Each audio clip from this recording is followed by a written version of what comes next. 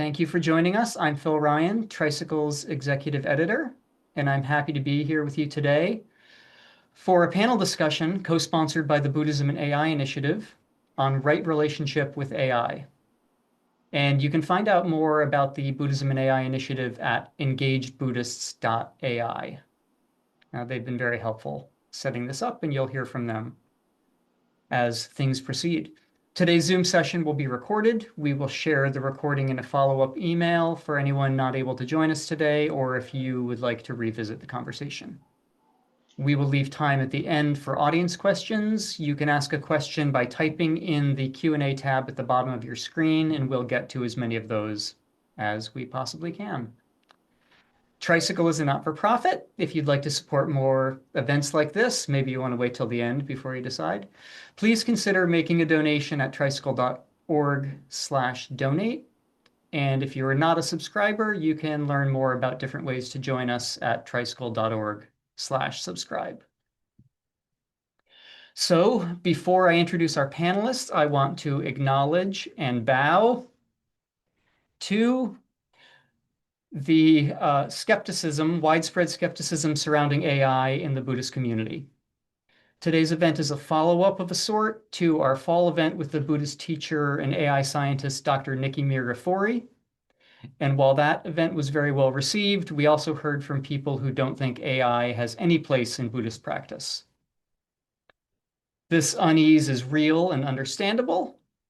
We associate AI with many negative things: attention capture, labor displacement, misinformation overload, ecological harm, concentration of wealth and power, and with exacerbating the disconnection and disembodiment that is coming to characterize modern life.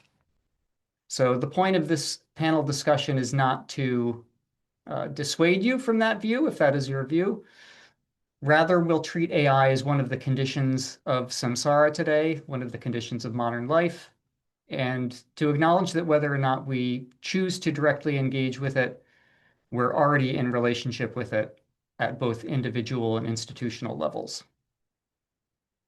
The discussion today will explore the pragmatic, Dharma-grounded question of what it means to have right relationship with AI. And this will look different for every one of us, probably. And the conversation will aim to support discernment around AI and help practitioners understand the way AI conditions our experience, relationships, and ethical lives, and how Buddhist practice might inform more skillful engagement in an AI-saturated world.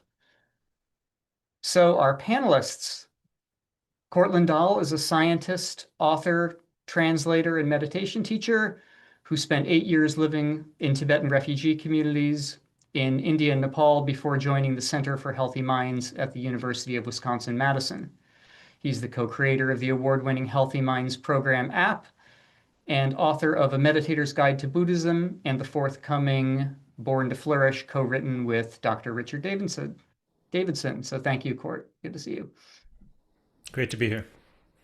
Peter Hershock is a co-founder of the Buddhism and AI Initiative, our partner in putting on today's event, and adjunct senior fellow at the East-West Center in Honolulu.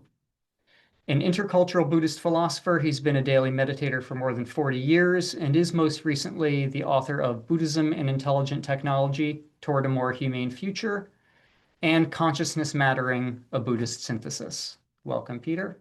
Thanks for having me here. It's a great pleasure.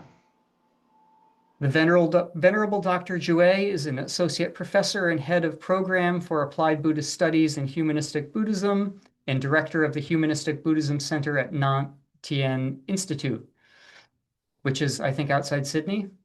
Is that right? That's right.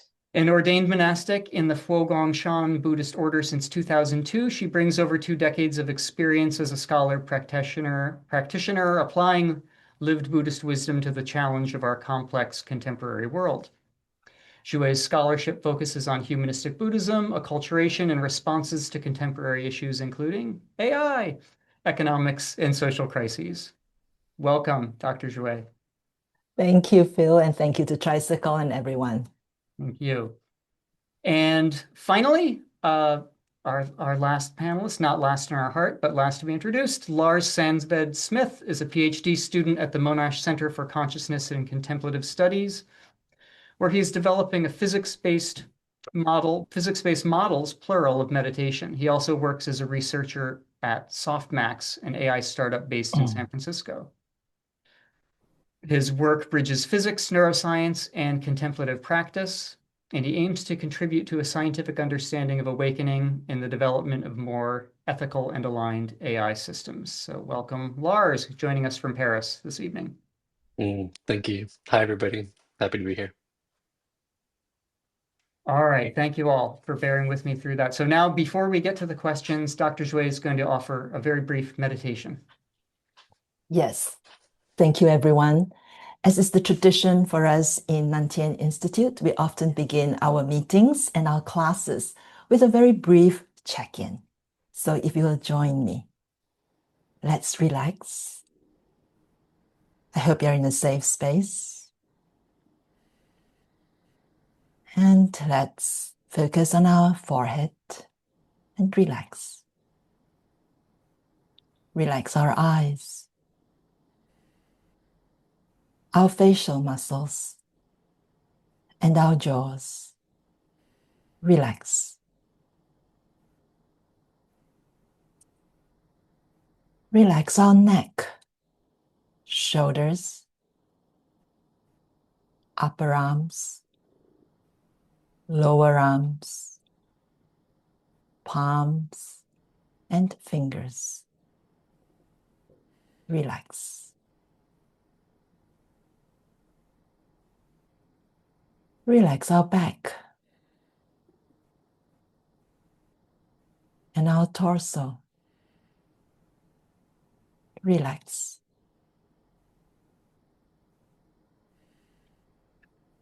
Relax our thigh muscles, calf muscles.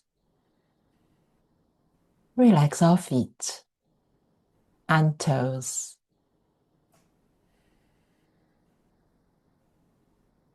Let's allow our entire body to relax.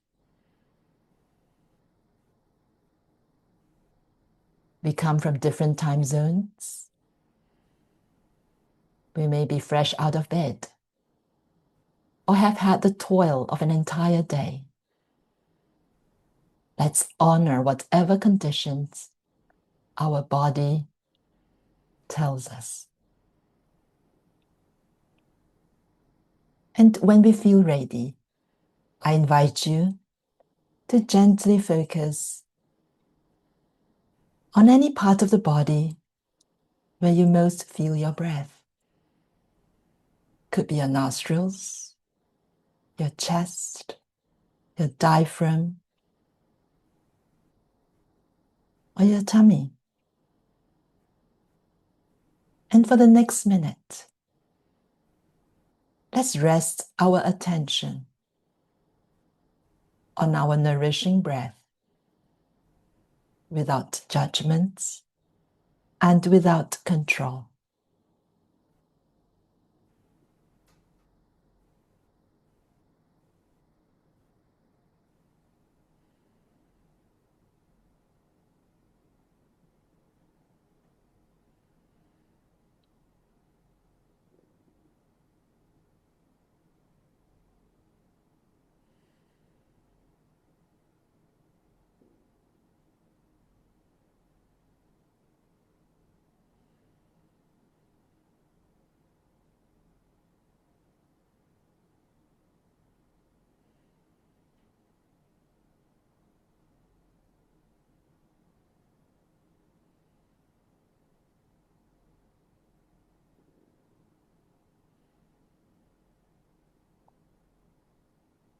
Relaxing our body allows our energy or vitality force to flow smoothly.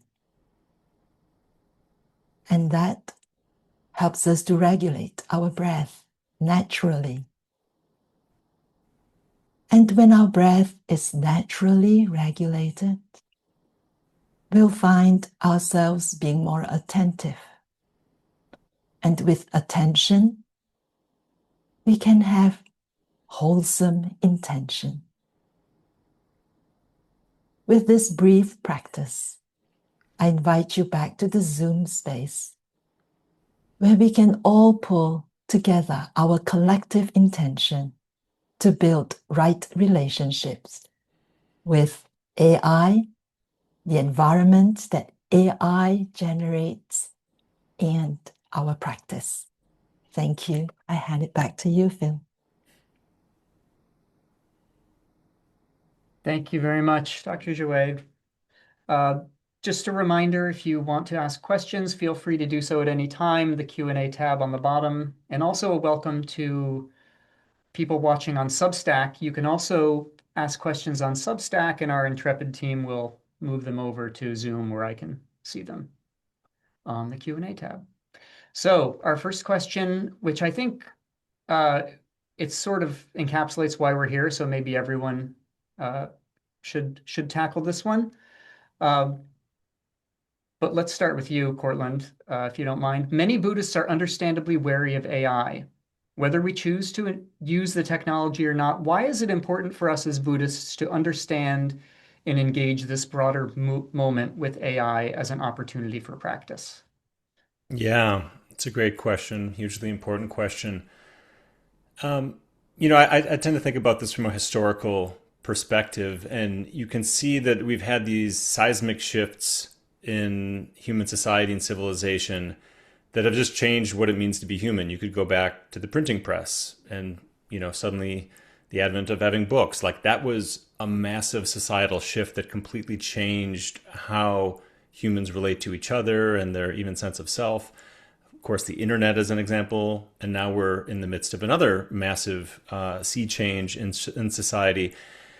And we're going to be along a spectrum from people who are kind of the early adopters and passionately kind of at the forefront of that to people who might not engage it at all or who might do so, in a much slower pace. And then most of humanity is probably somewhere in the middle of that.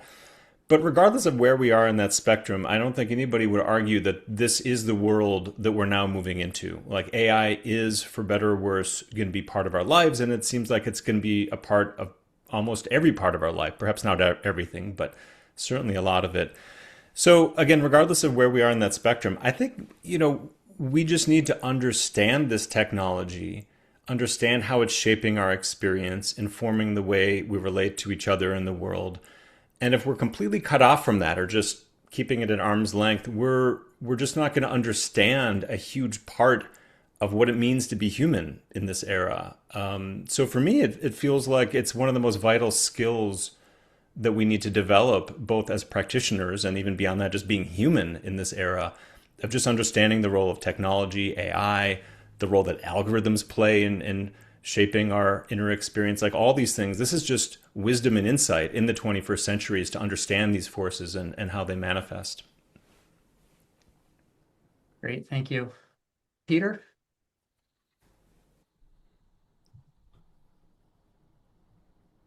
Sorry, I muted because somebody was cutting grass outside.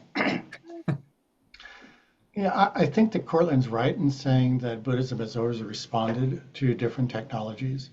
The printing press is a great example. The earliest example of a printed book is a Buddhist book. It's the Diamond Sutra from the 9th century. So we're talking about Buddhism engaging with this new set of technologies. I refer to them as intelligent technology. And we're familiar with doing that. We've done that with books. We did that with radio. We did that with television. But I'd like to insist this is something different, because previously we've never had a technology that was responsive to us as human beings. And it's a technology that learns from us as human beings. So whether or not we accept that the advance of AI is inevitable or not, whether the corporate and national interests that are funneling trillions of dollars into this are going to stop, I don't think so.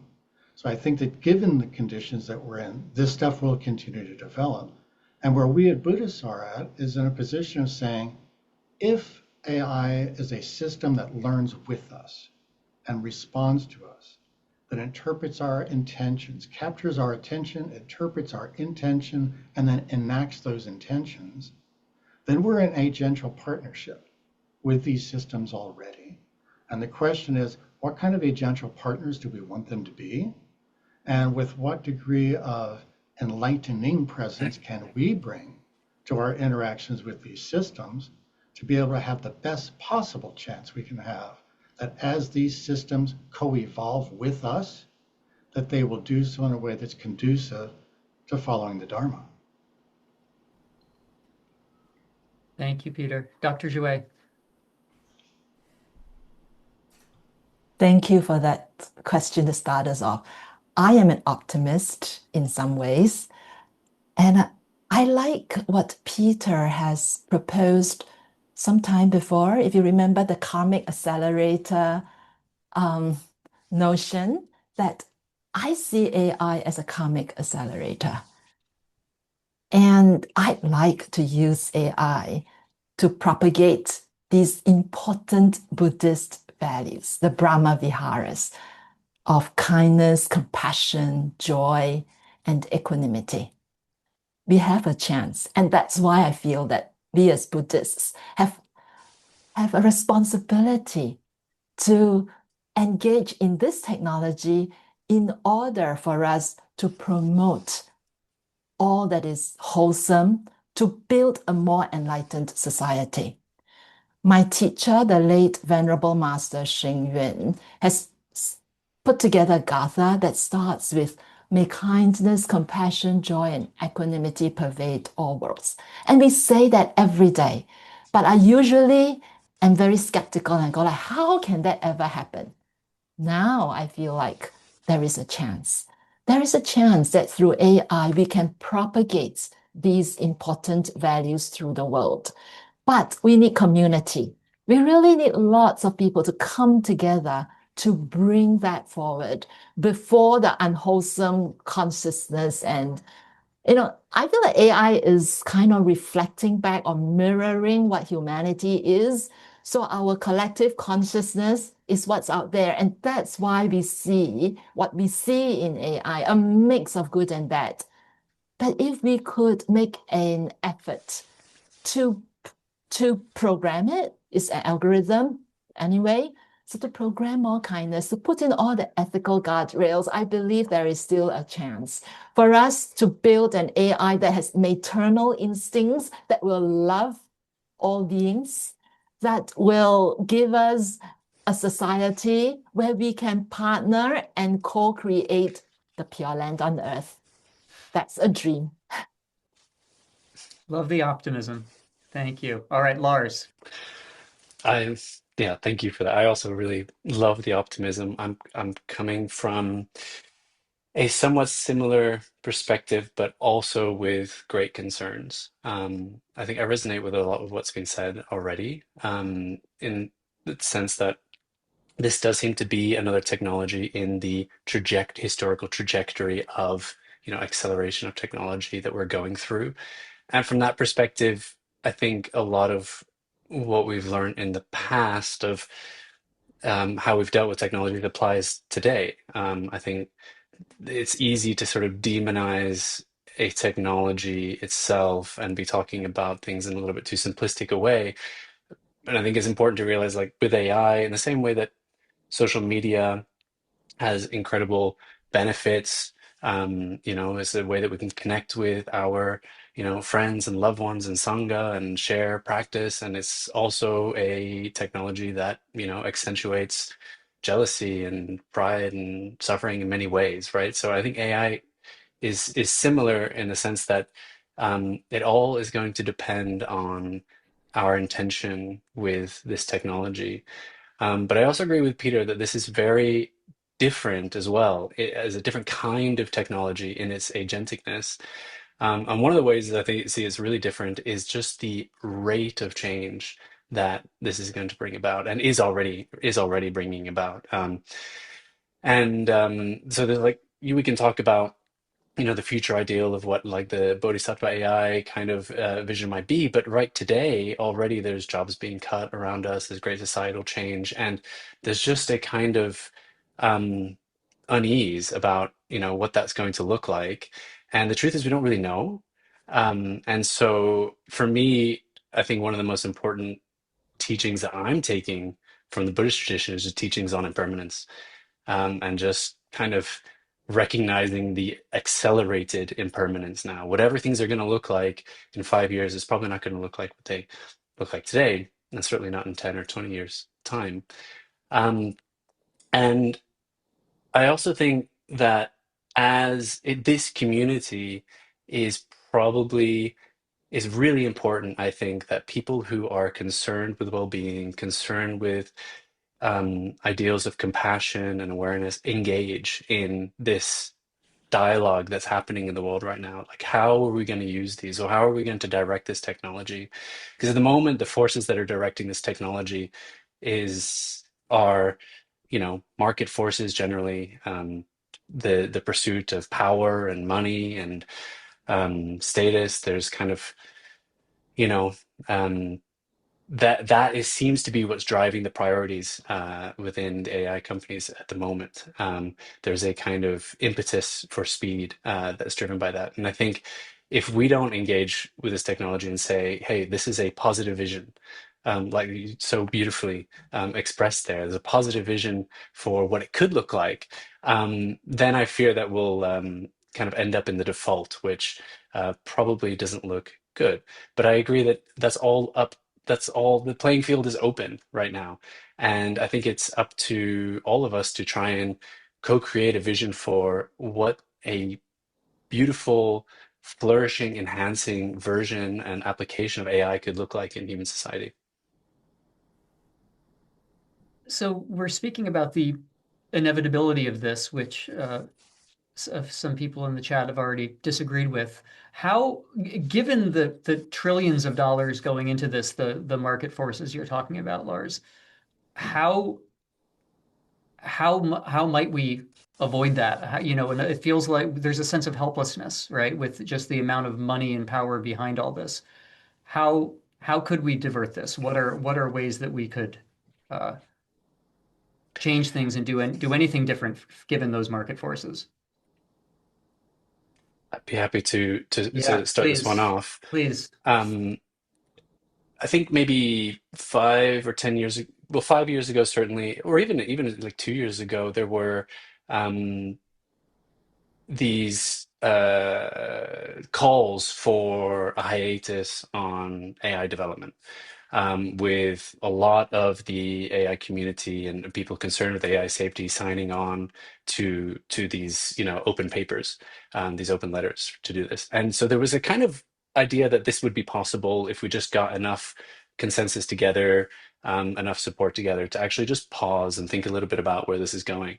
But that actually is, as we've seen, proven to be um, not possible. And I think the problem that we're facing is that AI development not only has sort of market pressures, like commercial pressures, but it has geopolitical pressures behind it as well. So even if there was a country or a collection of countries who were to, I think quite wisely say, hey, maybe we should pause and think about this for a little bit. There's the sort of thought that comes up, or the counter argument that comes up, says, well, if we don't develop this, then others will, and then that puts us in a position where the future arena, we don't get a seat at that table. And that, I think, has been part of what has made it impossible to stop um, and pause. But you use the word divert and redirect, and for that, I think that is certainly possible. And I think what's important there is kind of what I mentioned, is to be able to develop a positive vision of where we want to go to.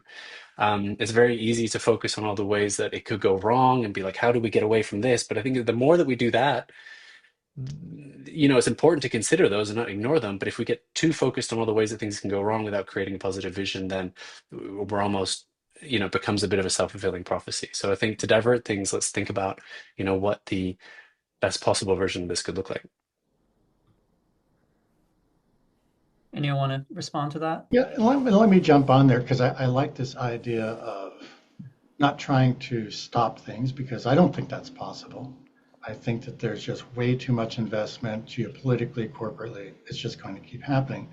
I don't think that means that it's inevitable where we're going to end up. I think there's a huge amount of energy that's creative energy, intellectual energy, and lots of funds, money, and so on being poured into this. It's like we're accelerating towards something, let's call it the sun. We're heading toward the sun. You could call it the singularity, call it whatever, AGI, ASI, artificial superintelligence. We're all funneling right there, a lot of energy going toward it. But if we just redirect that energy just enough, instead of going into the sun, we pull off what you would call a gravitational slingshot. You come very close to entering into it, that singularity, but you whip around and go out on a new trajectory. So we take this accelerating dynamic that's going on, a karmic acceleration that's undergoing, and then try to redirect the karma of that, insert new kinds of values, new kinds of intentionality into the system. And if people want to know, I do lots of talks at university campuses, and people say, well, but what can we do? You know, practically speaking, we're talking about these corporations with trillions of dollars and nation states like the United States and China, you know, in competition with one another. I say, well, there are 300 million college and university students worldwide. And if every college and university student in the world said, we are going on a data strike for 1 week, we will not use any of your AI systems. We will not use any social media. We will not use any of your GPS. We will go de-digitalize and see how you guys like it. Now, a strike is not just we're not doing it. It's like me personally fasting, not using AI. That's one thing. A strike has a demand. And you could say, yes, we will go on strike and we will repeatedly starve you of the data that you need for your systems to improve and for you to have any revenue streams at all. We will starve you of that unless you commit some percentage, 8%, 10% of your revenues to meeting Millennium Development Goals, to serving undersourced communities. I mean, we can make demands that are based on real world issues that we're facing, where we take advantage of what's going on now, rather than simply trying to resist it, because quite frankly, the people who are developing these systems are really smart and they're really passionate. And many of them really, truly believe they're doing something good for humanity. They're not all, you know, just cynics who are speaking a good line and then doing something in the background. But we all make mistakes. And we all have values that are in conflict with our own values. And so let's try to work together among ourselves and with these corporations. And if you've got connections in government or in intergovernmental organizations, this is the time to start organizing and redirecting some of that energy. It doesn't have to be 100% turnaround. It doesn't have to be a 90-degree turn. It could just be a 2% change of the angle. And that may be enough to get the gravitational slingshot. And then we're going out toward Triway's Pure Land. Cortland or Dr. Jouet, what do you think about the a response to this redirection? Jewel's Pure Land is coming to life. Thank you, Peter. I think that your metaphor of this slingshot towards the sun and then borrowing that force to accelerate towards the Pure Land, that's what we need. I think we are in liminal times at the moment. We don't know what the future will look like, which means that there is a lot of creative energy. And a lot of these creative energies are going to be in the fringes. And it's these fringes that can ride on what is happening in mainstream and use that to bring about that slingshot. In my mind is an image of a painting by a Buddhist artist, Hui Juan Wang, based in Melbourne. She drew a picture of a snail at the corner, and it is moving towards a light bulb, that shining light. And in that light bulb is the image of a bodhisattva. And I constantly remind myself that I and many of us are that snail. And many of us little snails are moving towards this light. But unfortunately, there are so many distractions along the way. We as little snails tend to divert. But now I have to focus my attention on that light bulb. I need to look at what my goal is. If our goal is to build a more enlightened society, a more awakened society, that's the purpose of our Buddhist practice, then it will move me towards this light bulb. I'd just like to share something that Peter and I and a few people have come together to do recently around the turn of the new year. We put together the Buddhist data principles for a United Nations working group on global data governance. And we put our voice, a Buddhist voice out, talking about the need for ethical guardrails for data governance, but also shifting algorithmic optimization toward collective well-being. And we also emphasize the problems of the attention economy. But we also talked about building digital literacy capacity through screen time reduction with meditative values-based training. And the United Nations Working Group is taking this quite seriously. So they have been convening meetings whereby the Buddhist data principles were discussed. So I feel like there is hope. We have to pull our energies together and move towards this light bulb. And there's much, much that we can do as Buddhist practitioners and scholars and people who care. Yeah, so I would just add, just piggybacking on everything that's been said. I have a mixture of optimism and pessimism. I'm generally very optimistic, but there's a part that I think just based on the evidence makes me pessimistic, and I think it's Lars, what you pointed to, which is simply that the combination of the geopolitical forces at play and the economic forces at play are just so intense, and there's an urgency that, to me, I think we just sort of need to acknowledge the reality of those forces, which isn't to say there's, maybe any of this could change, right? And we should still try to influence them to the best we can. And yet they're just massive forces. So that's kind of the pessimistic side. There's a few things, if we look back over the last few decades and you look at something like certainly the rise of the internet age and then social media, one thing that's very uniquely different about right now that makes me more hopeful is that we're not in this honeymoon phase with technology anymore. Like we're in the middle of kind of an explosion of research and conversation, in particular about social media, for example, where the things that we were so excited about and kind of rosy-eyed about a few, 10, 20 years ago, now we realize, oh, we were excited about this stuff, but it can be good, but it can be very toxic for us as well. And I've actually spent a lot of time in Silicon Valley working with in particular with some of the companies who are designing these things and the people who are designing these things, and they realize that too. So again, I think it's very different than 20 years ago or 30 years ago, that they realize that their work is having a massive impact on humanity and the mental health of our species, really. So that provides an opening that I think is quite different than what would have happened in the past. And so for me, there's a few kind of conclusions to draw here. One is the importance of intention. We had a deficit of intention with a lot of what's happened over the past 30 years. We're just kind of blindly creating stuff at such a furious pace, and there was not a lot of impulse or impetus to step back and be intentional, as we're all saying here, about the future we want to create and trying to anticipate some of the things that might happen. We just kind of did it and hoped for the best and had a very probably naive view, we would say now, if we look at something like social media. But so I think that intention is critically important. And I think the Buddhist community, other communities can play a role in that. The other thing I think is equally important is engagement, that there is an opening in the world of technology where the people who are building these things, it's not, they're not, in an island. There's no moat around them. Like they realize, I think a lot, not everybody, this is a generalization, but I think a lot of them realize the importance of this. They realize the import of this moment. They realize the unintended consequences of things like social media.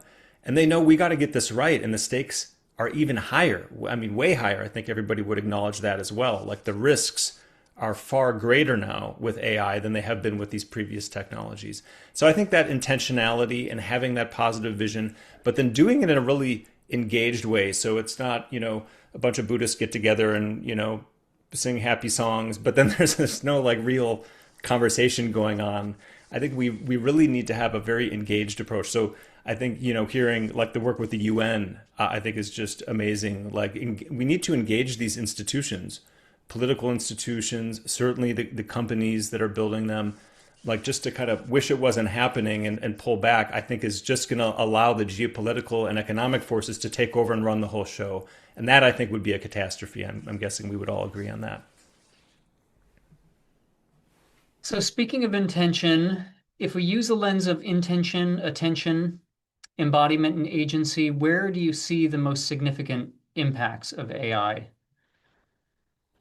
I don't know, Cortland, do you want to pick that one up first?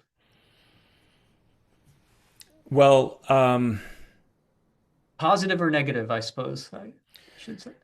yeah, so on the negative side, a lot of the when we think of this from like a product point of view, a lot of these things that are being created are products, and the way we experience them is as products. And these products are not created for our well-being. They're certainly not created for societal well-being. They're created by for-profit companies for the most part. I mean, there's exceptions, of course, but most of the stuff we use, they're products. So over time, they're going to maximize what's good for the company in the bottom line more than it is for our well-being. And it's important just to understand that that's at least part of, if not a large part of the equation, which just shows how important intentionality is. Because you can see what happened with the internet, where things that started as just a social space and then suddenly it's ad revenue and the attention economy, and slowly over time, it becomes more and more dominated by those forces, and what might have started as social connection becomes becomes more and more co-opted by those forces. So again, we need to try to both individually and collectively try to envision a different way of doing this that's not going to have the toxic impact and can harness the good parts of it. And then I think at a personal level, I mean, I use AI quite a bit. What I've seen at a very personal level is I think it can be amazing. Like there's so many amazing things it can do. But I have to be really careful where I'm just not offloading something that is a critical part of what I want to retain in how I am as a human being and in my relationships, and really be, again, intentional about like, is this something I want to let go of? Or is this something that, actually is quite vital? Like it could do it, but actually this is vitally important that I retain the capacity and the skill set and the mental muscle to keep doing certain things. So I've just seen ways in where I've kind of maybe just slid into a way of using it and then pulled back and said, okay, maybe I need to actually take a look at that and make a different choice, because it's, again, without intention, you just, a year or two later, you just have built new habits and they're not necessarily healthy ones. Excuse me. I really resonate with what you said there, Cortland. And I think the two pieces I'd want to pick up on and just amplify a little bit is certainly this intention piece when engaging with AI systems. And the reason for that is, as you said, these are products that are designed to, extract revenue from the users.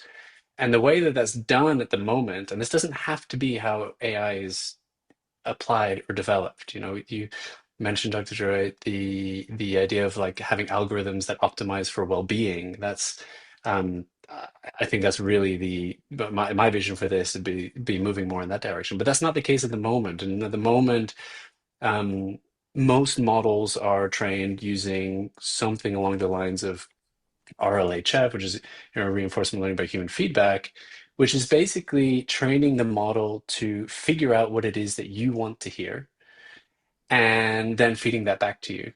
And models have gotten a little bit better at not doing this too sick, like in too much of a sycophancy type way. But I think most of the community was pretty surprised at the phenomenon of LLM psychosis, where people were really and still are, frankly, entering states of delusion and disconnection with reality, because the AI is feeding back to you what you want to hear. And so how do we deal with that as users?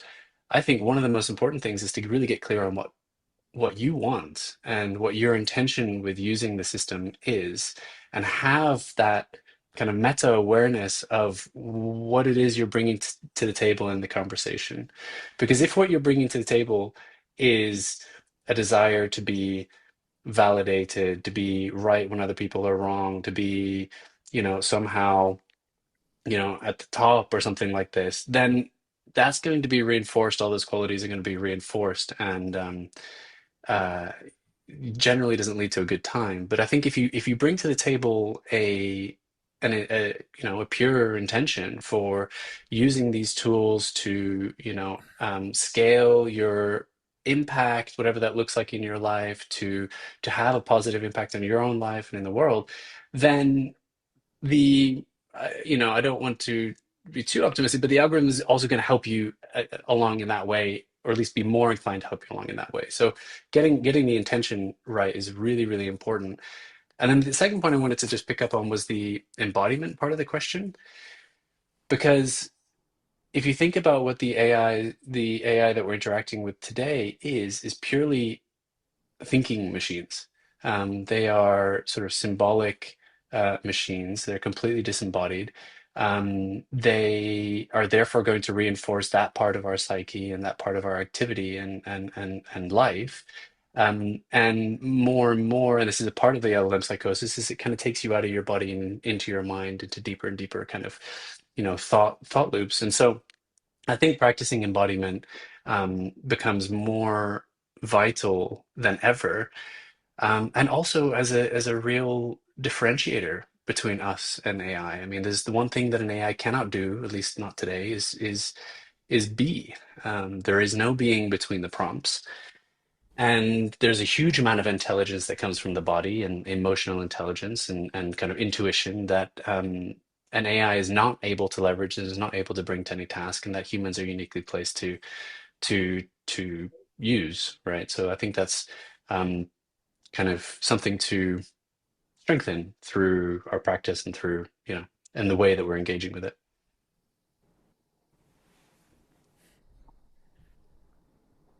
Anyone want to follow up on that, Peter, Dr. Joy? Yeah, let me state up front my strong convictions about the liabilities of our moment. The entire corporate system and structure of, let's call it the AI industry, is directed toward capturing, holding, and directing our attention. And they're getting extraordinarily good at it. And those of us who've meditated for decades, maybe we're okay with dealing with these systems. But think about the keikis, as we say here in Hawaii, the little children. Lars has a 6-month-old, he said. You think about children growing up with these systems who do not have the benefit of years of dedicated meditation practice. Will they be able to retain anything like freedom of attention? And I think maybe not, because it takes lots of effort to gain freedom of attention. None of us begins with it. None of us begins with it. We have to cultivate it. If we don't have freedom of attention, it is impossible to have freedom of intention, because our attention is a measure of what matters to us.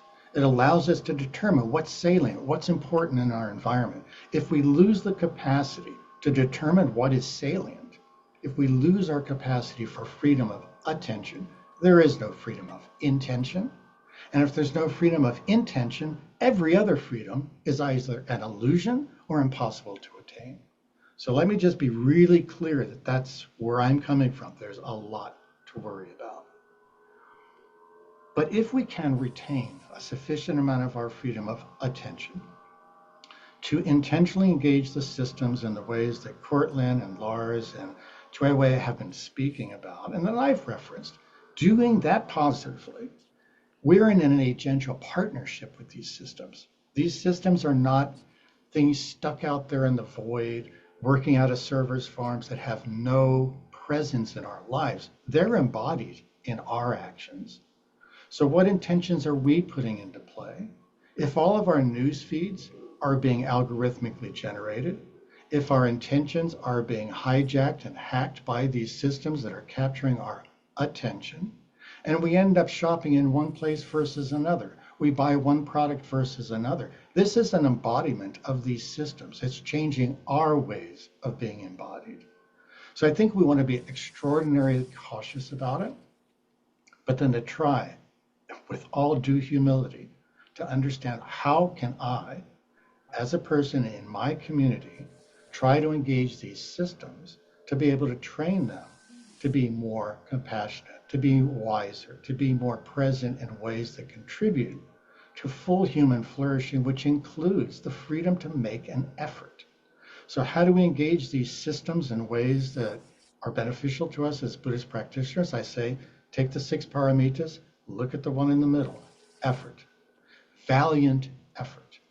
And if we engage a system in a way that increases the amount of intellectual effort that we're involved in, the amount of emotional effort that we're committing, the amount of relational commitment dynamic that we're bringing to bear in a given situation, then the AI is in fact helping us.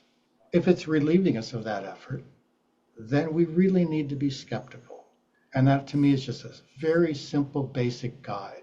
If we're using the AI to do stuff for us, full stop, that's not an effective relationship.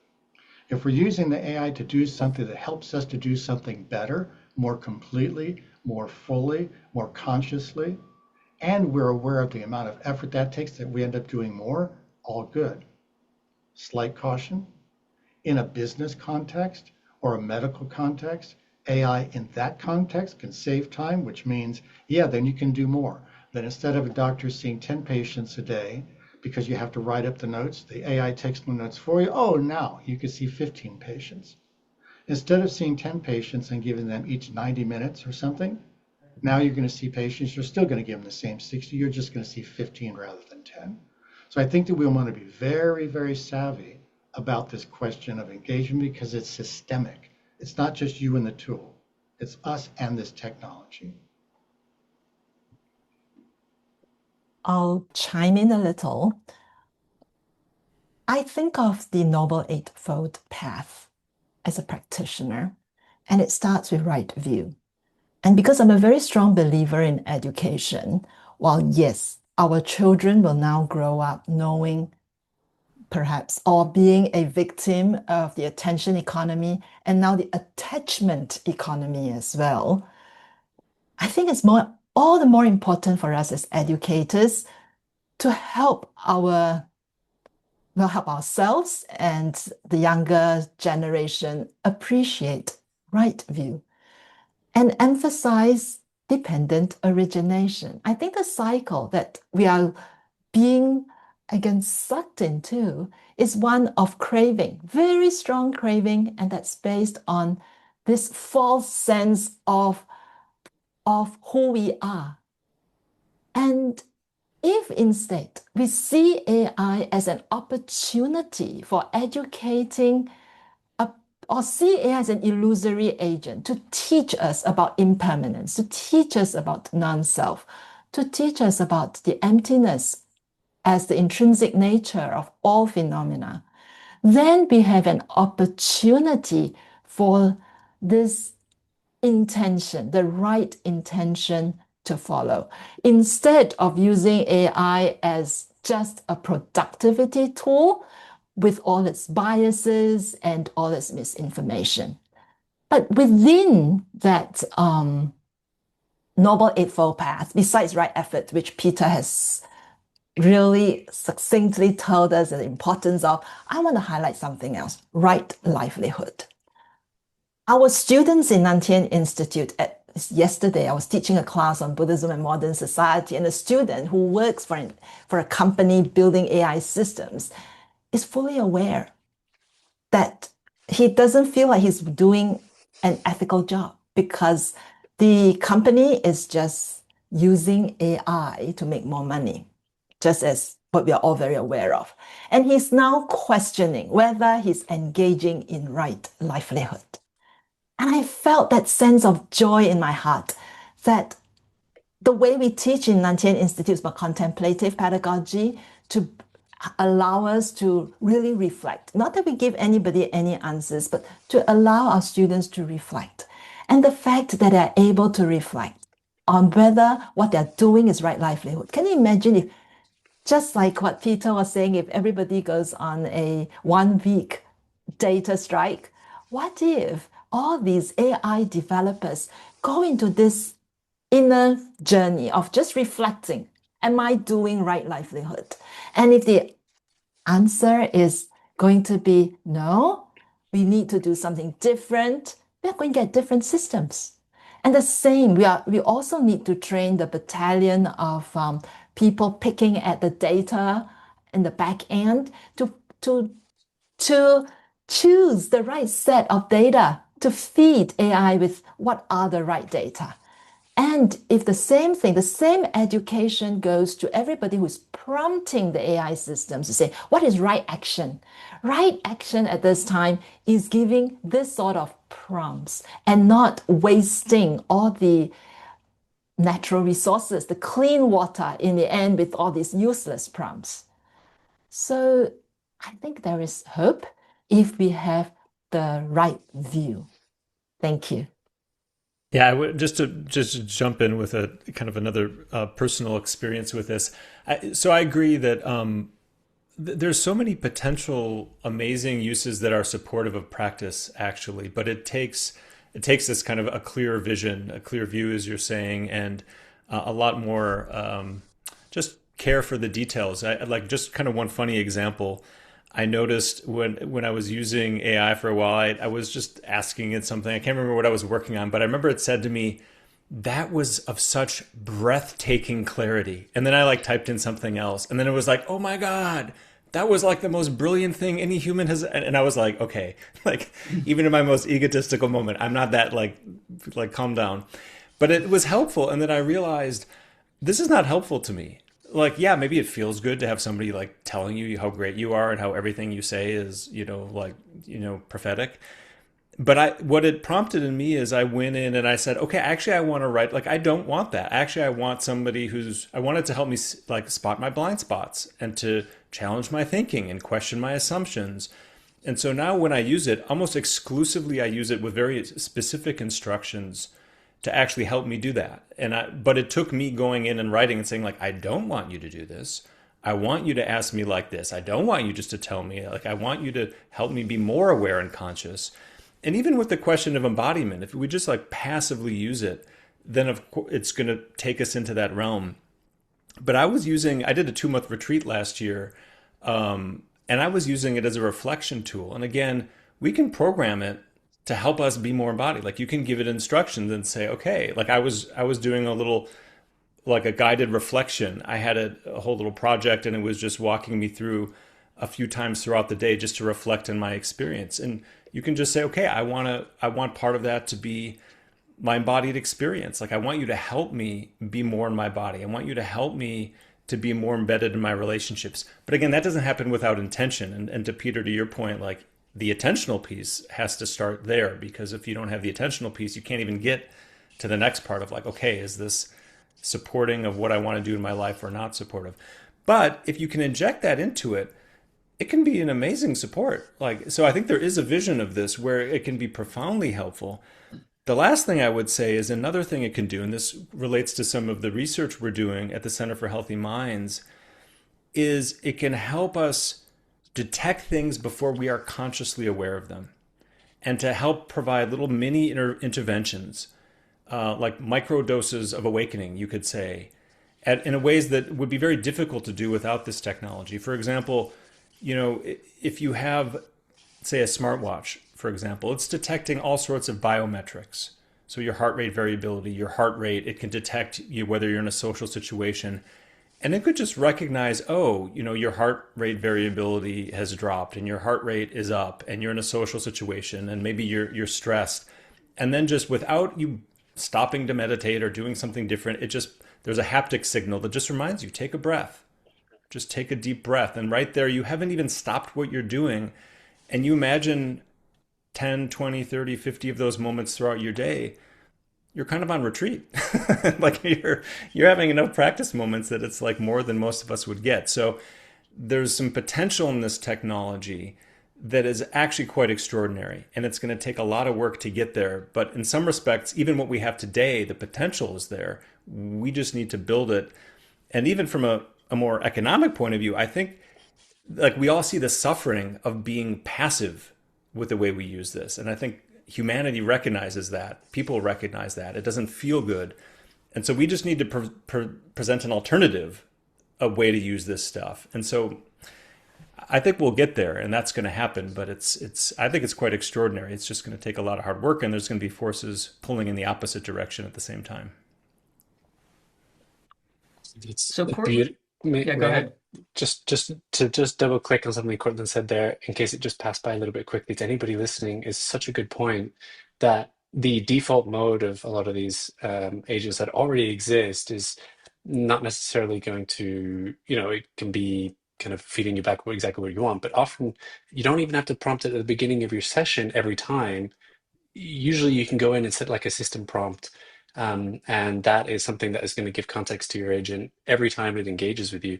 And that, I think you're absolutely right, is incredibly powerful. I mean, really go to town there and think and really coming up with your highest aspiration for like what this thing could do for you and how it could support you, and put that deep in the system prompt and see how it changes your interaction with it.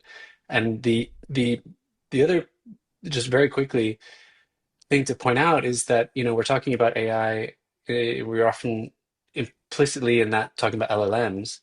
And the thing that Cortland pointed out there is that there's a lot of versions of AI that are not talking to us at all, and it can have incredible positive impact on society. I think, AlphaFold is a great example of this. It's also AI technology. There's no language, and what it managed to figure out is of incredible benefit to medicine and biology. So I think there's a way to imagine applying these technologies for, you know, going in the opposite direction of the attention economy. I mean, if these things are so good at manipulating attention, they can also be reverse engineered or applied or optimized to help us and support us in our journey of becoming aware of and being able to direct our attention intentionally. So yeah. All right. We're going to get to audience questions in a moment, but one more. So on an individual level, what are early signs that one's relationship with AI is becoming unskillful? So that's spiritually, psychologically, ethically.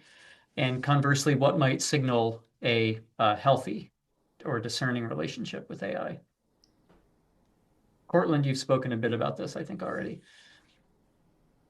I mean, simply put, I think again it goes to that vision that we have for ourselves, for the world, and just asking is this one step closer to that or am I further away from that? So, when I think about my own practice, it's not about altered states of consciousness, or it's really, am I more or less aware and present with the people in my life and with my own inner experience? Am I more or less kind and caring in my relationships and toward myself?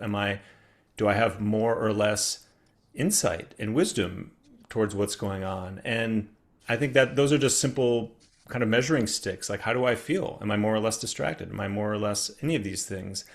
And I think, this is what we should do just generally in life. And that's hard to see day to day because, of course, there's always up and down. But, after a few months, certainly after a year or two, you can kind of step back and like, how am I? Like, where am I on the awareness spectrum? Do I feel like this is helping me tap into these capacities that I have? So for me, it's in a way, it's quite simple. It's hard to see to be objective about those things, but it just kind of comes back. I think for me, in particular, from a Buddhist perspective, it's bodhicitta. Like I want to be of service. I want to do good in the world. I want to have a positive impact in the world. And am I more or less able to do that with the way I'm using anything or practicing anything in my life? And so if I had to pick one thing, I would just say it's that. How is it on the bodhicitta spectrum?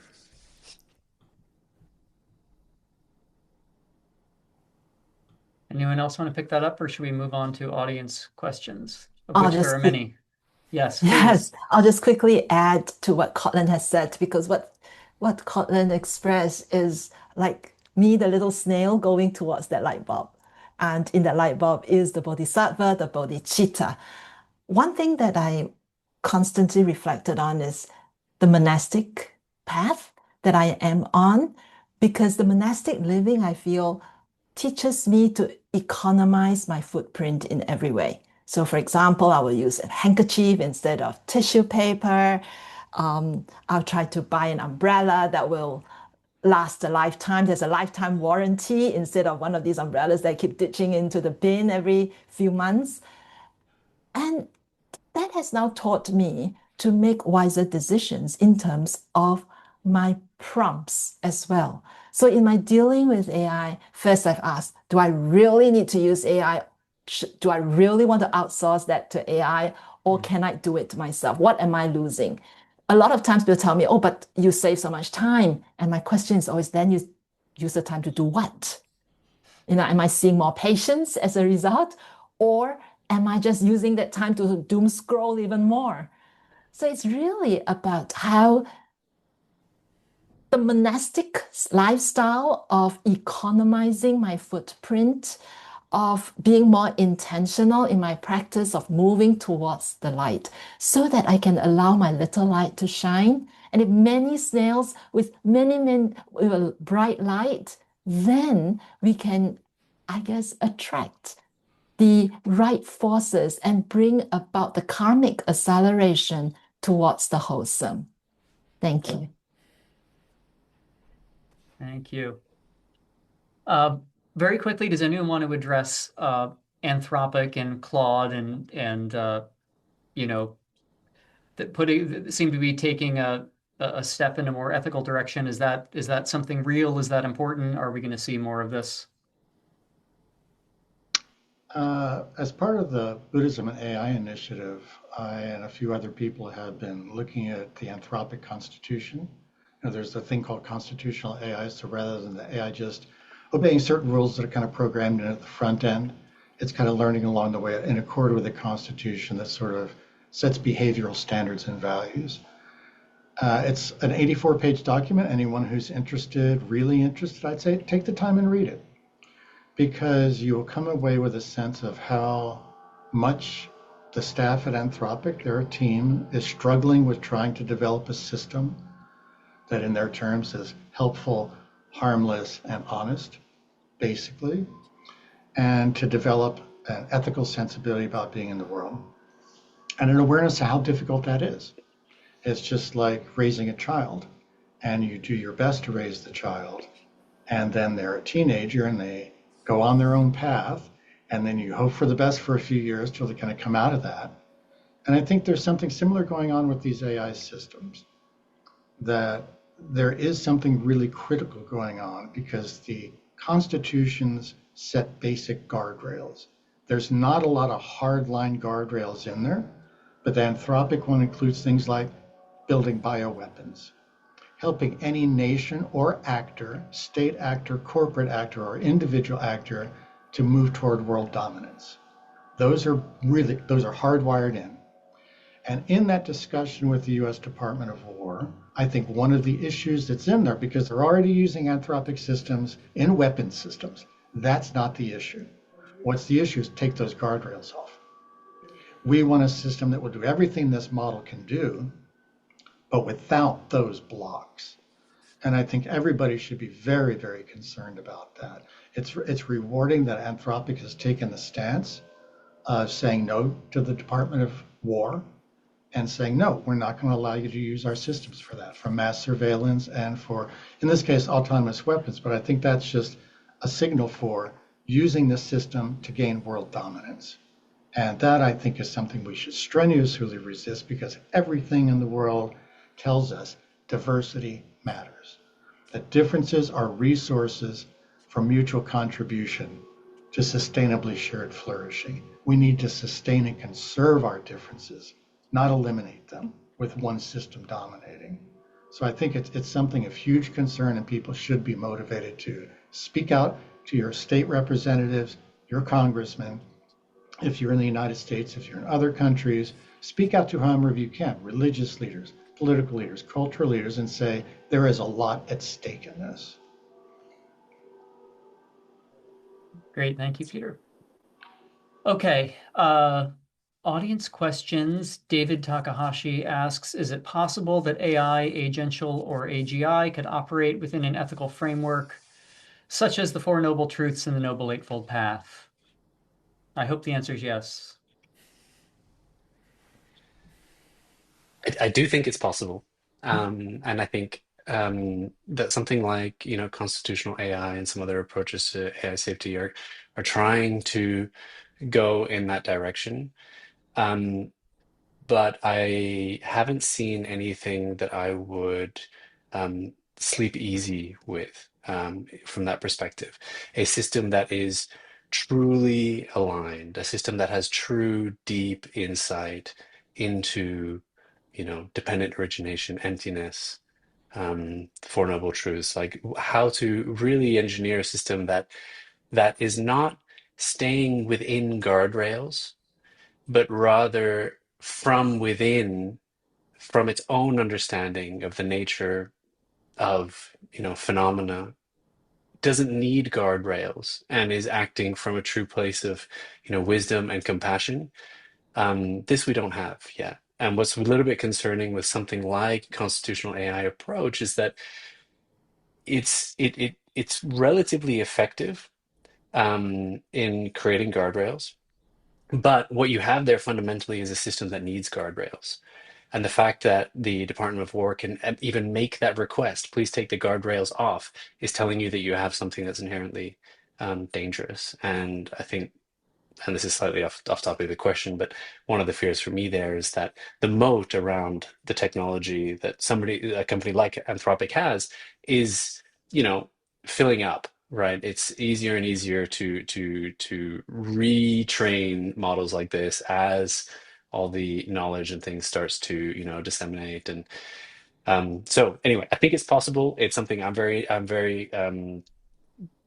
focused on, and is a core piece of my work, but I haven't, we've got a long way to go before we've actually, managed to pull that off, I think.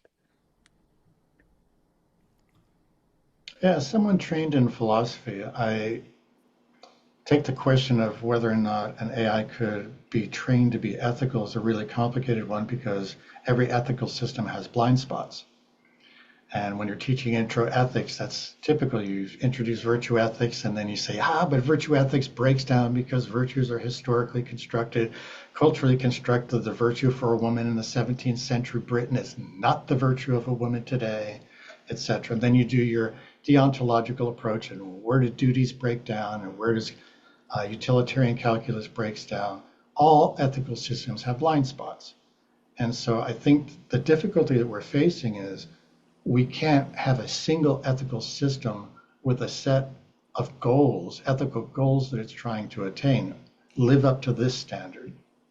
Instead, what we need is what Venerable Joy has been saying several times now, using the word wholesome, but the term in Pali and Sanskrit is kushala. And while it can be translated as wholesome, it means practical efficacy, like being practically really good at what you're doing, and being morally excellent. It has both connotations, and it's a superlative.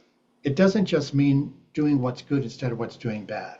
It means doing what is superlative in this context, going beyond current standards to be virtuosic. And can we expect an AI system to be virtuosic ethically, to be practically virtuosic and morally virtuosic, exceeding current standards, to go beyond that to the next thing? That bodhisattva path being infinite in length? We human beings are generally failing to do that. So I don't think that we're able to train a system to do that. I think we can have the hope of working with these systems in order for us and the system together to co-explore the bodhisattva path.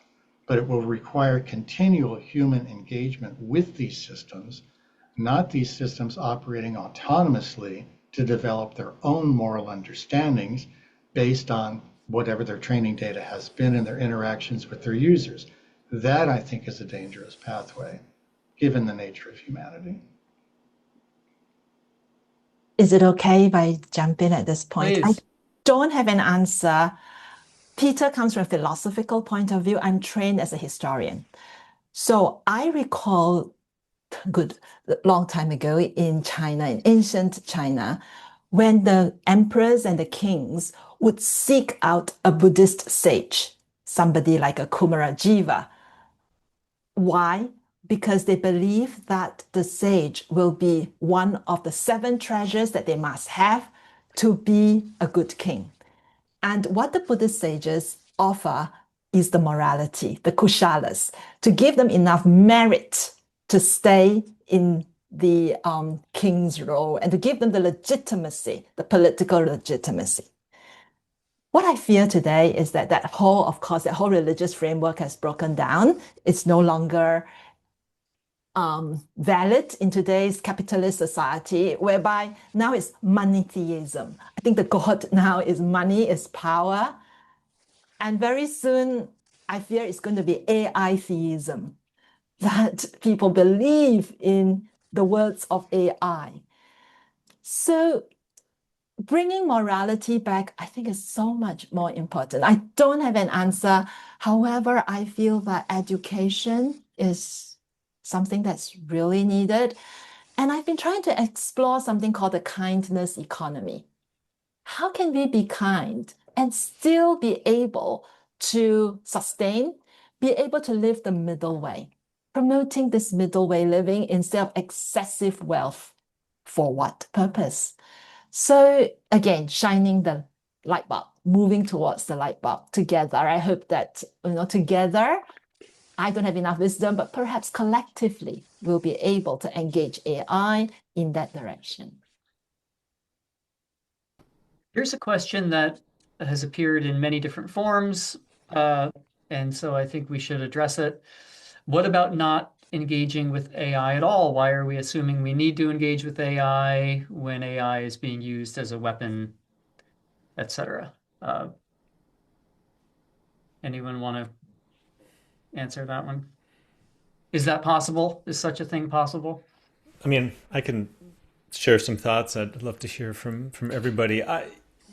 I mean, of course, like at an individual level, we can do that. I work in an organization where I'm the executive director of a nonprofit in the Buddhist community. We have like 70 employees and hundreds of people as like contractors and volunteers who are kind of engaged. And so I've been thinking a lot about this, just the disruption to the economy, and it's so clear to me how this is very quickly going to take over so many jobs in the economy, and the ones it doesn't, it's going to radically transform. I mean, again, maybe with a small group of exceptions. And so I really feel a responsibility to just be honest that, this is like even more intense like at the beginning of the internet age. It's like we could say like, I'm not going to use the internet, but for whole professions to have that view, like there's only so long you can hold out before you just don't have a job. Like in whole sectors of the world and the economy, you are going to just not have the skill set to really just live in the modern world. Again, there's exceptions, but it's not easy. And so I kind of feel like with the team and the people I work with, it's almost imperative to learn these skills just so people don't lose their jobs and realize that it's like there's going to be a before and after for many professions in the world of AI. And it just doesn't seem realistic that we're going to say we're just going to stop it from happening. The forces are too strong. So to me, it's like, how do we prepare for that happening individually, collectively, and hopefully we can do it consciously and intentionally at a societal level, although that's, not going to be easy either. So I kind of feel like it's almost like we have a responsibility to envision the future and to help navigate that consciously and intentionally rather than wishing it didn't exist. And again, personally, we can choose to do whatever we want. But if we care about the world and we care about our communities, I feel like we have a responsibility to really architect that future and to try to support in whatever we can individually to be part of moving into that, hopefully not terribly dystopian future, and something that could possibly have the benefits of it with mitigating a lot of the harms that it clearly can that are currently on the horizon if we're not very intentional about it. I really understand the feeling behind the question, because I had a similar response, and I've been on a bit of a journey with it myself, where the more, a few years ago, as GPTs were still kind of coming online, and you kind of like play that through in your mind of like, where could this go? And most of the outcomes feel not great. And the obvious feeling is like, well, let's just stop, let's just not do this. And so I can kind of understand the feeling there. Um, and then that really became real when I was, considering working for an AI company as a researcher. It's like, how, you're not like accelerating, what's going to come about. Um, but I do think that, I really want to echo what Cortland was saying. I mean, there's two sides of it. There's either there's having to engage with it, because if you don't, job wise, work wise, professionally, it might be challenging. But even if that's not the case, there's this momentum, that Peter was talking about. There's this huge momentum that's picking up right now. And if people who are really concerned with, the outcome of things, and are anchored in practice, are not involved and putting their energy into where that momentum's going, then um, we can say that we're not gonna engage with it, not gonna do anything with it, but we're still sharing the same planet ultimately. So I think where I got to with it was, okay, well, if I get involved, there is some potential for at least putting my little, drop in the bucket, in some way, and I can do the best I can there. And that has felt right to me, at least.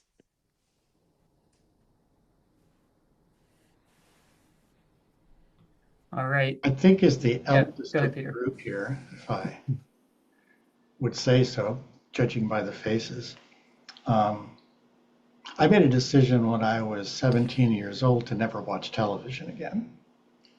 And it had a huge impact on how I developed and the perspective that I had on the society, the world that I was living in. I've also made a decision not to make use of AI for my own work. And I think that there's value for having people who stand outside the system to be able to better observe what's happening in the interactions between users and the systems. It's good to have that perspective. I also see the liability of not being involved.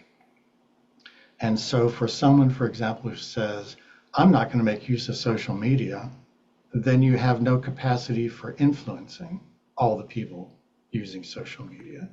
So I think it's partly a matter like, what is the right relationship with AI? It really depends on what your intentions are and how you're hoping to contribute to ensuring that as AI continues to be part of our world for as long as it does, that it will be helping humanity rather than harming, and being conducive to us developing more liberating patterns of relationship with one another, with our environments, natural and otherwise, and with these systems. Everybody's going to have a different path for doing that. It's not one way is going to fit everybody. But I think that as long as the basic motivation is whatever course of action I take with respect to AI, I do it for these reasons. I do it to help humanity, to allow us to all have the opportunity, the conditions for engaging in basic meditation practice, attention training, and so on. And that may mean working to make sure everybody's got adequate nutrition. And that may be what somebody wants to do, because without adequate nutrition, you're not in a position to meditate. Not really. If you have no food, clothing, shelter, etc., the conditions aren't there for cultivating yourself. So that's basic, and everybody can work toward that. So I think that whether you're operating at the level of let's develop constitutional Buddhist AI and try to really develop an AI system that is trained on Buddhist texts and materials with a constitution that's consistent with the Noble Path and the Brahma Viharas and all the rest of it, that's one thing. That's really involved, heavy involvement. Somebody else might say, you know what, I'm going to be the person standing out and observing and just seeing what's going on and being clear about that. Other people have different levels of engagement, and I think we need all those levels of engagement, because nothing else short of everybody being involved at every scale of engagement with AI do we have a chance of pulling off the gravitational slingshot and heading somewhere really good from this, as opposed to simply really bad. Okay, to take this in a very different direction, audience question. Harold asks, would any of you speculate on the self-awareness and consciousness of future AI as part of a non-dualist ontology? Boom.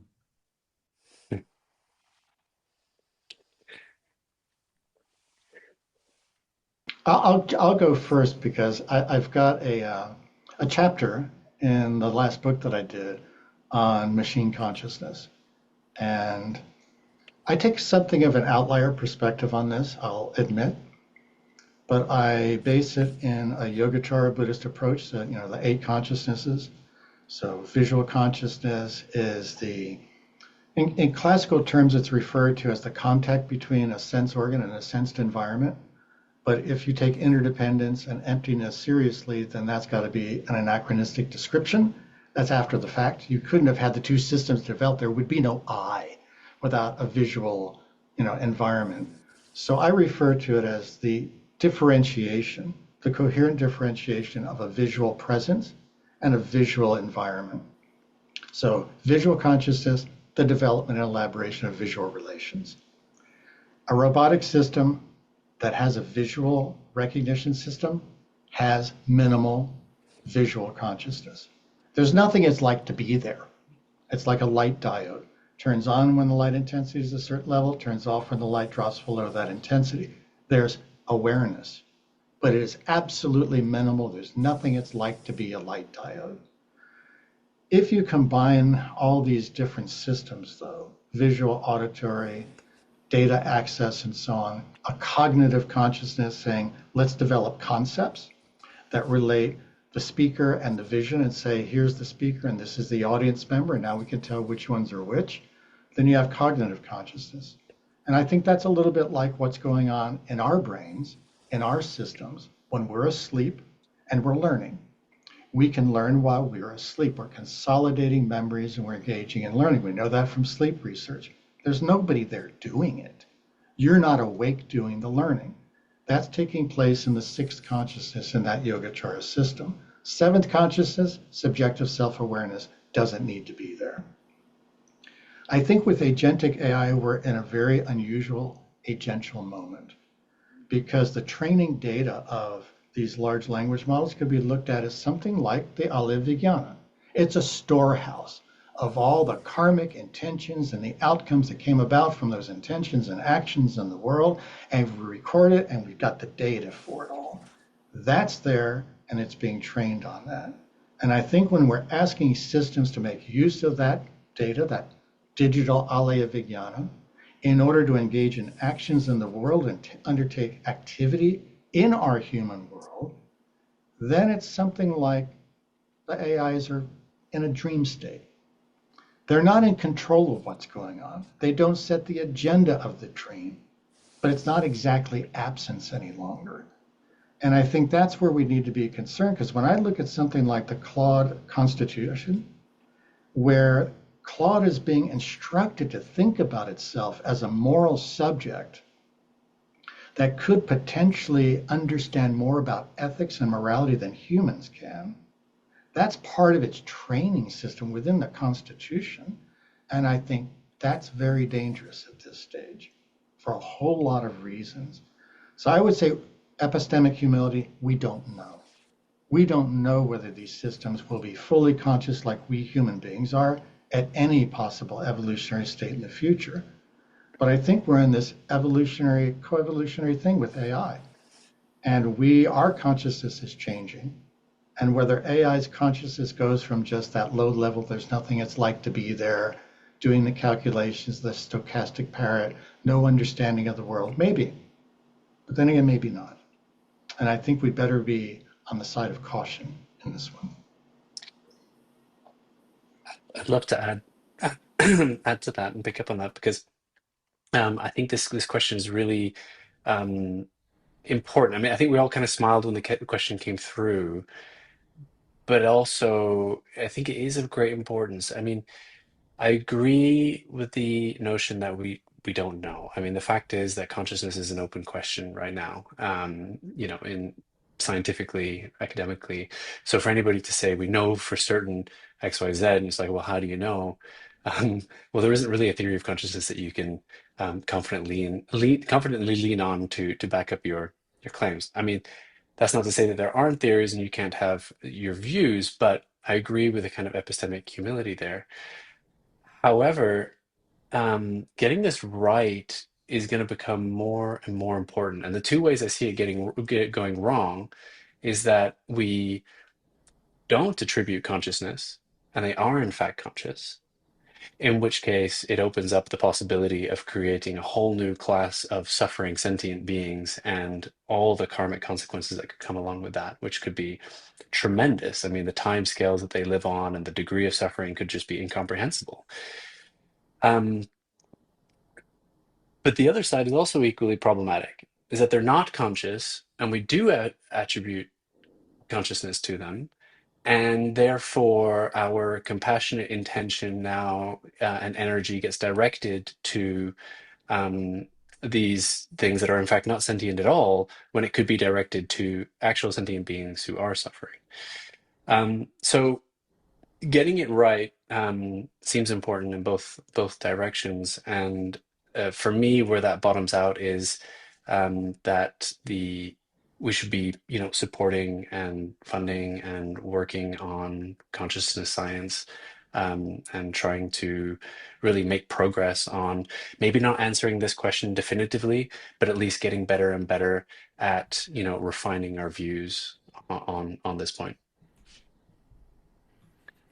Yeah, go I ahead, would Courtney. just add super quick. I mean, my brief answer would be I have no freaking idea. But and I hope I was smiling, and I hope it wasn't like taken to be disrespect. Actually, it's a fascinating question. I was smiling because it's the hard problem, right? Like this is the like even from a scientific point of view, I think if we're honest, we have no idea like how the mind and brain relate to each other. There's no really widely accepted kind of theory. There certainly isn't any kind of data to back up any kind of understanding from that. So now we're kind of talking about artificial intelligence.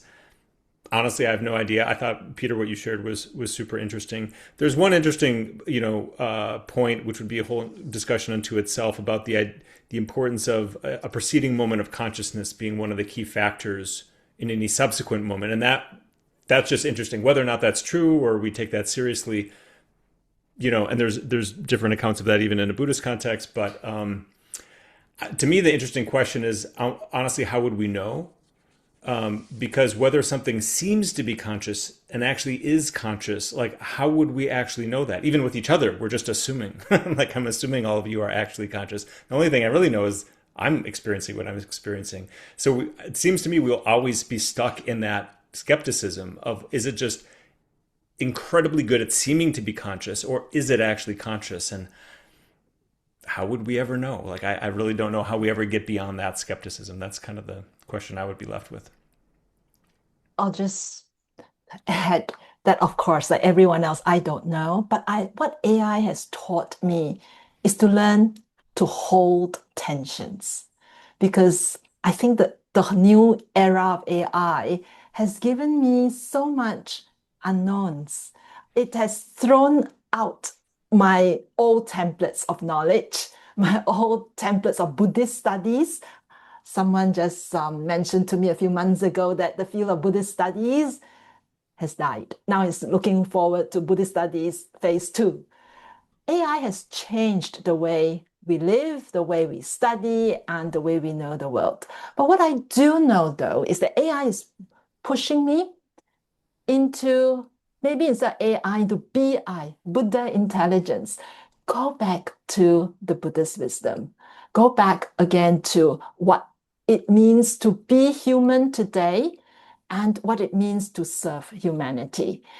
And I think we've got a big question there. How can we continue to be that light? I would rather now spend my energy into areas that help me to cultivate myself so that I can be a modeler of Buddhist practice, can be a custodian of Buddhist truth, and to be that bridge builder of communities. Thank you. Lovely. Thank you. All right, we're going to leave it there. Thank you. Panelists, Dr. Jouet, thank you. Cortland, Peter, Lars, thank you all. Thank you everyone for coming. Thank you to the Buddhism and AI Initiative. We will send you all a replay for this event and a follow-up email later today. And if you haven't seen it yet, check out our Substack. Great place to follow up on this conversation. And I know people are watching on Substack now, and there's probably comments and questions there. Tricycle is a nonprofit. If you'd like to donate, please go to tricycle.org/donate or tricycle.org/subscribe to support us by subscribing. Thank you all again. We hope to see you soon. Take care. Thank you.